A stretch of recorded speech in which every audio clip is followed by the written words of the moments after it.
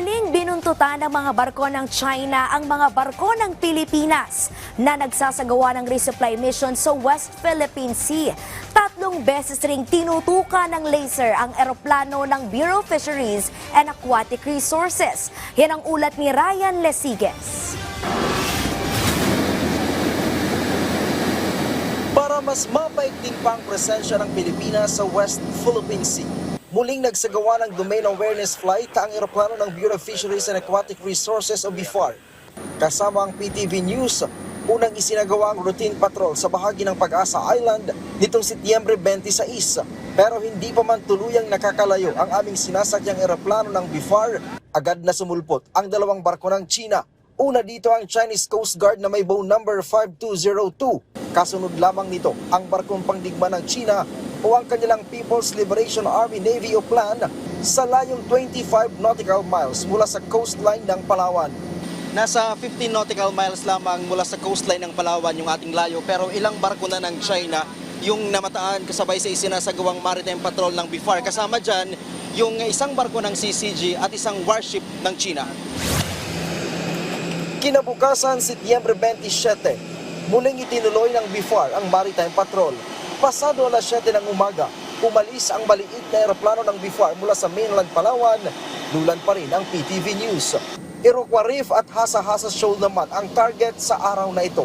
Pero sa layong 30 nautical miles mula sa coastline ng Palawan, muling namataan ang CCG 5202 at Plan 551. Naka-line formation ang mga ito na tila hindi na rin umaalis sa lugar.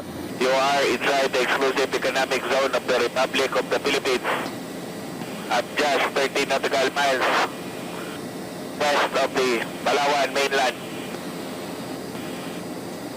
What is your intention inside the Philippine exclusive economic zone? Nagpadala ng radio challenge ang eroplano ng BFAR pero walang tugon dito ang mga barko ng China. Pasado alas 8 ng umaga nang marating ng eroplano ng BFAR ang Iroquois Reef. Dito tumambad ang mahigit 20 Chinese militia vessel at isang barkong pandigma ng China.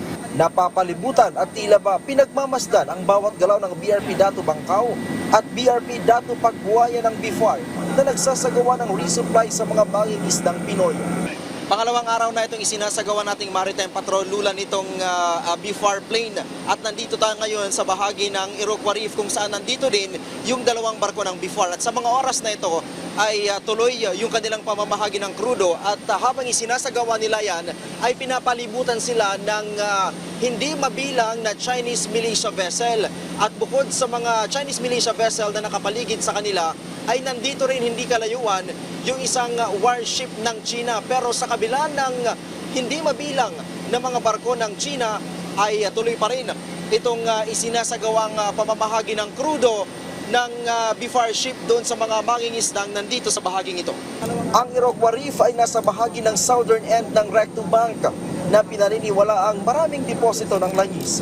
Pasado alas 12 naman nang marating ng BFAR plane ang bahagi ng Hasa-Hasa Shoal kung saan magsasagawa rin ng resupply mission ang 2 pang barko ng BFAR na BRP Dato Roma Penet at BRP Dato Daradapit. Pero kung sa Iroquois Reef ay pinapalibutan lang ng mga barko ng China ang maliit na barko ng Pilipinas, iba naman ang sitwasyon sa Hasa-Hasa Shoal dahil tila nakikipagpatintero ang mga barko ng Pilipinas sa mga barkong pandigma ng China. 10 nautical miles yung ating layo mula sa Hasa-Hasa Shoal na destinasyon ng ating maritime patrol at ng resupply mission ng 2 pang barko ng BFAR. Pero sa ngayon, eto, makikita nyo, binubuntutan yung 2 barko ng BFAR ng missile ship ng China. 3 missile ship yan na pilit na humahabol doon sa barko ng Pilipinas. At bukod dyan ay meron pang isang Chinese Coast Guard na humahabol din sa 2 barko ng BFAR. Tinantanan lamang ang mga barko ng BFAR matapos mag-radio challenge ang BFAR plane na aming sinasakyan. Pero hindi lamang ang mga barko ng BFAR ang pinagdiskitahan ng missile ship ng China. 3 beses din kasi nitong tinira ng laser ang BFAR plane kung saan lulan ang PTV News. Navy vessel, you are endangering our safety. Do not fire laser on our aircraft. Ayon naman sa isang security analyst, nakakaalarma at unexpected ang ginawa ng mga missile ship ng China. Pagpapakita daw ito ng lakas at ngipin ng China.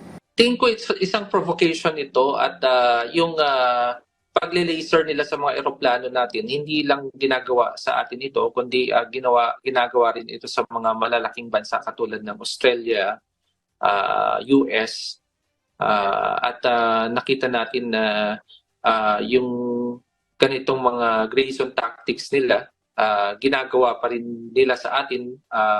Halimbawa na lamang yung pag tapon ng mga flares nila doon sa Himpapawid. Hindi bago ito na ginagawa. But at the same time, of course, patuloy pa rin natin nakikita yung Grayson tactics nila.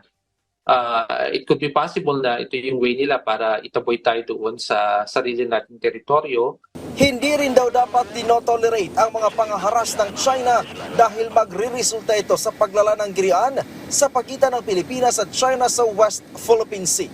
Pagpapadala nila ng missile ship dito sa West Philippine Sea, hindi natin dinotolerate ito, hindi katanggap-tanggap ito dahil naniniwala tayo sa karagatan natin dapat mas manaig yung rules-based order, and at the same time, maraming mga civilian na dumadaan at kinakailangan dito sa ating sariling karagatan at kinakailangan ay proteksyonan natin ito at huwag matakot ang mga tao. Ang National Maritime Council o NMC naman, sinabing iligal ang presensya at paghabol sa mga barko ng Pilipinas na nagsasagawa lamang ng humanitarian mission. Yung missile kasi isang capability nila na of course mas mabilis yan, no? Tsaka naka-aim yan. Pero I doubt naman na gagamitin nila sa civilian yon. Pananakot lang yan, intimidation their part. So yung ginagawa nila doon, more na parang tinataboy nila, no? Gusto nilang sabihin amin ito na hindi naman totoo. Tayo lang may karapatan na mapatrolya doon. Tayo lang karapatan na maglayag doon sa lugar na yon. Samantala, kita rin ang mga naglalakihang gusali at iba pang istruktura sa Subi Reef. Kumpulan naman ng mga barko at airstrip ang kita mula sa Mischief Reef. Ryan Lisiges para sa Pambansang TV sa Bagong Pilipinas.